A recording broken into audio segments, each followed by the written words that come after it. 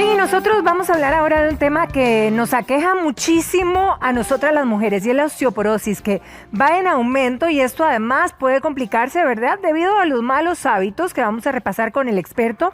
Hoy está con nosotros el doctor Christopher Mora, él es endocrinólogo, y vamos a hablar de esta situación y de los primeros signos. Doctor, muy buenos días, bienvenido. Muy buenos días, un gusto estar acá. El gusto es nuestro, doctor. ¿Cuáles son los primeros signos que nos pueden estar indicando, verdad, que hay un debilitamiento en nuestros huesos? Vieras que con esto hay una creencia de que la osteoporosis puede dar dolor. Sin embargo, esto no es realmente cierto. La osteoporosis es una enfermedad silenciosa que cuando ya presenta dolor es porque estamos teniendo fracturas, que es la consecuencia más grave de la osteoporosis. Entonces, realmente no hay una forma de saber de manera temprana si tengo osteoporosis o no, más que mis propios factores de riesgo para padecer de osteoporosis. Quizá antes de entrar exacto a esos factores de riesgo y el por qué, ¿verdad?, podríamos padecerlos, ¿qué es lo que pasa en nuestros huesos cuando empezamos con una osteopenia y luego pasamos a una osteoporosis? Ok. Acá en la pizarra tenemos un ejemplo, lo que es un hueso a los 40 años, más o menos, por ahí ya pasamos un poquito el pico de masa ósea, que es alrededor de los 30 años, pero igual nos sirve. Si ustedes ven la imagen, tenemos un hueso, que el hueso es como una red, que está formada por proteínas, por calcio, por fósforo, y que se ve una red un poquito gruesa. Si nosotros avanzamos con la edad, es normal que esta red se vaya debilitando poco a poco. Sin embargo, lo que no debería suceder es que esta red se debilite tanto que ya sea lo suficientemente frágil como para que el hueso se fracture con traumas mínimos o incluso con movimientos mínimos. Ok, ¿cuáles son los hábitos, doctor, que pueden generar la osteoporosis? Hay muchas cosas que pueden generarnos una osteoporosis, hay muchas causas. Lo usual en las mujeres, que son las que se ven más afectadas por esta enfermedad, es la pérdida de los estrógenos.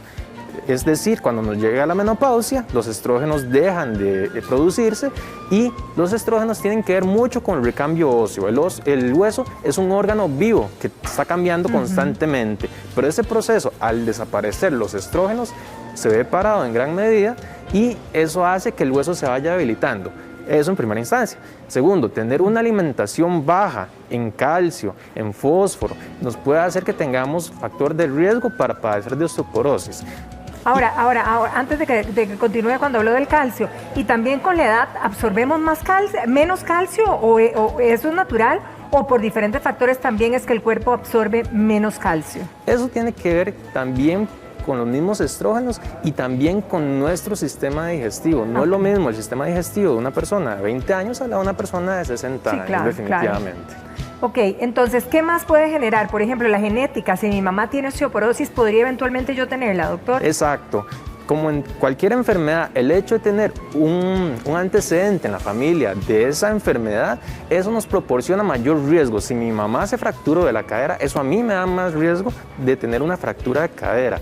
Si, por ejemplo, yo fumé mucho tiempo, si también utilicé alcohol en gran medida, una copita de vino de vez en cuando no está mal, pero si ya es algo muy constante, eso nos puede también debilitar los huesos. ¿El ejercicio qué tanto impacto tiene con respecto a la osteoporosis? Bastante. De hecho, una de las cosas que nosotros recomendamos al paciente con osteoporosis, a pesar de que suena un poquito contradictorio poner a una persona a hacer esfuerzo, es que tiene que hacer ejercicio. ¿Por qué? Ocupamos tener buena fuerza muscular para evitar caídas y así no tener fracturas. En el caso de la osteoporosis, yo cuando empecé la entrevista dije nosotras las mujeres, ¿es real que nosotras las mujeres somos más propensas a padecer de osteoporosis? Sí, claro, porque a diferencia de los hombres, las mujeres tienen una fecha establecida en la que dejan de producir hormonas sexuales, o sea, los estrógenos. Los hombres mantenemos la producción de testosterona a lo largo de la vida, va disminuyendo poco a poco, pero no tan de golpe como ocurre en las mujeres. Entonces, sí, definitivamente en las mujeres es más el riesgo de padecer de osteoporosis. Usted lo dijo también, ¿verdad? Que la osteoporosis o cuando empieza a presentarse, ¿verdad? Este deterioro no nos damos cuenta porque es silencioso, no genera dolor. Entonces, podríamos eventualmente muchos de los diagnósticos hacerlos cuando ya las mujeres hemos tenido una fractura, por ejemplo. Sí, pero si es no que es no somos usual. minuciosas. No es usual. Las fracturas por osteoporosis son muy típicas. Ocurren en 3 lugares principales. Tal vez podríamos ver Sí, la claro, maqueta. por supuesto. Acá tenemos una maqueta de un esqueleto completo. Un personaje. Es todo un amigo este. Las fracturas por osteoporosis ocurren principalmente en 3 lugares. Una, que es este hueso que se llama radio. Me voy a pasar por allá, Doc, para Ok. verlo bien. Ajá, continúe. Este es el radio. Aquí es muy típico que ocurra una fractura por osteoporosis, sobre todo si la persona va caminando, se tropieza y pone la mano. Eso puede ocasionar una fractura O sea, por osteoporosis. sí, mi mamá de hecho se fracturó aquí y tiene osteoporosis en Es una caída. Aquí, Ajá. en esta parte es donde ocurre la fractura por osteoporosis. No es normal que si yo voy caminando y me caigo, se me fracture esta parte. Eso no debería ocurrir. Ah, ok. Porque eso es considerado un trauma de bajo impacto. También tenemos fracturas vertebrales, los huesitos que están acá. Esa es tal vez la que Eso, podría pasar. ¿como dónde está, digamos? Si nosotros nos damos vuelta, Coxis o más arriba. más arriba, Ok. más arriba. Estos huesitos se van fracturando por aplastamiento. ¿Qué quiere decir eso? Se forma una cuña, una parte fracturada que hace que se comprima. Y yo no sé si han visto en la calle algunas señoras que van caminando y se ven Como así, jorobadillas, como sí, jorobaditas. sí, por supuesto. Hay que sospechar que esas personas tengan fracturas por osteoporosis. Esas tal vez son las que pasan más desapercibidas, pero igual suelen dar un poquito de dolor. Ok. Y la otra fractura, que esta sí no es usual que se pase por alto, es acá en la cadera. La cadera, que es famosa, sí. Es la más peligrosa de todas. Hay gente que se muere por tener fracturas de cadera y en esa la persona no puede caminar, es prácticamente imposible. Ahora, doctor, en el momento, digamos, que si verdaderamente nosotros somos cautos y nos hacemos nuestro chequeo anual, ¿verdad? Sobre todo en el momento premenopáusico, qué sé yo, no sé, ¿cuándo deberíamos de hacernos nuestra primera revisión? Las guías internacionales lo que recomiendan en realidad es hacerse el estudio por ahí de los 65 años. Bien. Si no tengo factores de riesgo. Si mi mamá no tiene, si no tengo ninguna familiar y he sido activo y no tengo Exacto. problemas de licor ni Si nada de no eso. tengo enfermedades que predispongan a osteoporosis, puedo hacérmelo perfectamente a los 65 años. Pero si tengo los factores de riesgo necesarios para padecer de osteoporosis, mejor me los hago antes. ¿Ok? 55 años, 60 años, todo va a depender de la persona. Sí, claro. Ahora justamente nos está entrando una llamada de alguna televidente amiga que nos dice que ella ya es diagnosticada de osteoporosis, ¿verdad? Y lo que le recomendaron fue que tenga muchísimo cuidado porque eventualmente en una caída podría fracturarse la cadera. ¿Cuál es la recomendación para todas estas personas que estén en la misma situación? Ok, cuando tenemos este tipo de casos, lo que ocurre es debemos modificar estilos de vida. ¿Ok? Principalmente debo evitar caídas. ¿Cómo evito caídas? Teniendo un calzado que no sea resbaloso, Claro. quitando alfombras, quitando cables. Si tengo un baño con ducha, ponerle barandas para evitar caerme. Tengo que tener una alimentación saludable que incluya, por ejemplo, semillas. Lo más importante es que incluya mucho calcio. Y lo que tiene más calcio en la dieta son los lácteos. Obviamente no todo el mundo puede consumir lácteos porque hay gente que le cae muy pesado. Sí, claro. Pero en la medida de lo posible eso es lo que hay que consumir. ¿Okay?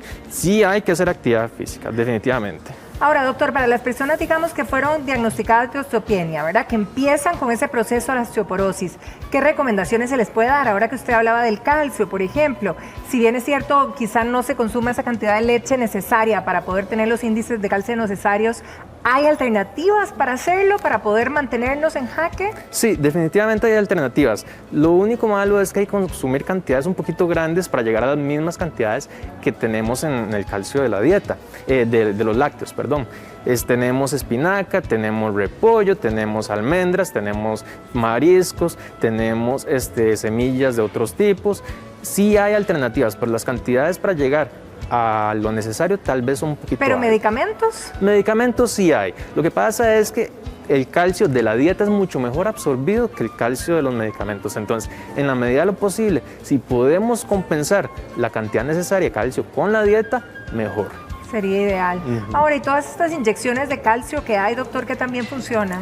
Realmente no tiene mucho sentido porque el calcio que nosotros deberíamos consumir debería ser por la parte alimentaria. Estarse inyectando calcio no es algo que nosotros hagamos usualmente. Existen medicamentos para la osteoporosis que se inyectan, pero son otra clase de medicamentos totalmente.